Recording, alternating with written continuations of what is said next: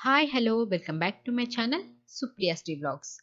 ఈరోజు మన రెసిపీ వచ్చేసి గోబీ 65 రెస్టారెంట్ స్టైల్లో చాలా సింపుల్ అండ్ ఈజీగా చేసేసుకోవచ్చు. చాలా క్రిస్పీగా అండ్ టేస్టీగా ఉంటుంది. ఈవినింగ్ టైం స్నాక్స్ లాగా కానీ ఎప్పుడైనా మనకి ఏదైనా టేస్టీగా తినాలనిపించినప్పుడు చాలా ఈజీగా చేసేసుకోవచ్చు. రెసిపీలోకి వెళ్దాం. ముందుగా క్యాలీఫ్లవర్ని ఈ విధంగా కాడలనేవి అన్నీ తుంచేసుకొని వెనకాల ఉన్న పార్ట్‌ని కూడా మనం కట్ చేసేసుకోవాలి. నెక్స్ట్ కాలీఫ్లవర్ అంతా కూడా మనకు ఇట్లా పార్ట్స్‌గా డివైడ్ అయి ఉంటుంది కదా! అవన్నీ మనం తుంచి పక్కన పెట్టుకోవాలి. పెద్దగా అనిపించిన ముక్కల్ని మనం మళ్ళీ నైఫ్‌తో చిన్న చిన్నగా కట్ చేసేసుకోవాలి. ఈ రెసిపీకి మనం వచ్చేసి కాలీఫ్లవర్స్ పొడుగ్గానే ఉండాలి. అలాగే మరి సన్నగా కూడా ఉండొద్దు.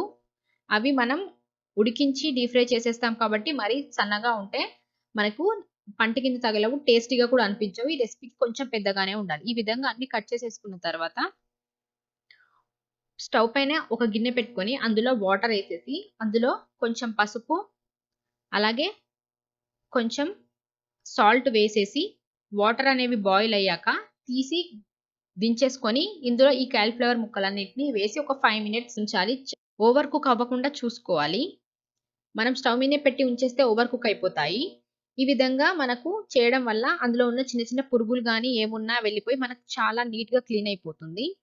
నెక్స్ట్ అవన్నీ మనం తీసేసి ఒక బౌల్‌లో వేసేసుకొని అందులో తగినంత సాల్ట్, తగినంత కారం, కొంచెం స్పైసీగా కావాలనుకున్న వాళ్ళు కొంచెం ఎక్కువ వేసేసుకోవచ్చు. ఆల్రెడీ సాల్ట్ వేసాం కాబట్టి కొంచెం తక్కువ సాల్ట్ ఏసాను. నెక్స్ట్ ఇందులో మనం కొంచెం పసుపు, అల్లం వెల్లుల్లి పేస్ట్, కొంచెం గరం మసాలా, అలాగే మనం దీంట్లో శనగపిండి వేసేసుకోవాలి. శనగపిండి తగినంత వేసేసుకొని నేనైతే 3 స్పూన్స్ వేసేస్తున్నాను.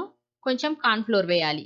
బియ్యపిండి ఉన్న వాళ్ళు ఉంటే బియ్యపిండి కూడా యాడ్ చేసేసుకోవచ్చు. ఇవన్నీ కూడా మనకి కాలీఫ్లవర్ ముక్కలకు కోటింగ్ లాగా పట్టేలాగా కలుపుకోవాలి.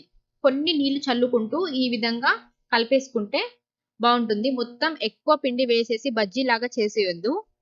ఈ విధంగా మనకు ముక్కలకు కోట్ అయ్యేలాగా వేస్తే సరిపోతుంది.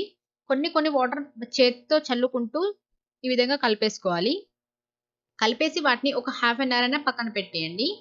ఇప్పుడు పాన్‌లో ఆయిల్ వేసేసుకొని ఈ విధంగా మనం విడివిడిగా కాలీఫ్లవర్ ముక్కల్ని వేసేసుకొని ఒక 1 మినిట్ అయినాక వాటిని కలపాలి. అతుక్కోకుండా ఈ విధంగా కలిపేసుకుంటే మనకన్నీ విడిపోతాయి. ఇప్పుడు కాసేపు ఉంచితే ఈ విధంగా మనకు గోల్డెన్ కలర్‌లోకి చేంజ్ అవుతాయి.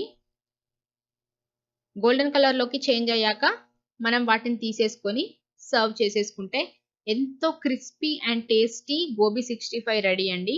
చాలా సింపుల్‌గా చేసేసుకోవచ్చు. మనం ఇంట్లోనే హెల్తీగా అండ్ టేస్టీగా చేసేసుకోవచ్చు. హాఫ్ అన్ అవర్‌లో అయిపోతుంది. రెసిపీ గనుక మీకు నచ్చినట్టయితే ఒక లైక్ చేయండి. అలాగే మన ఛానెల్‌ని సబ్స్క్రైబ్ చేసేసుకోండి. Thanks for watching.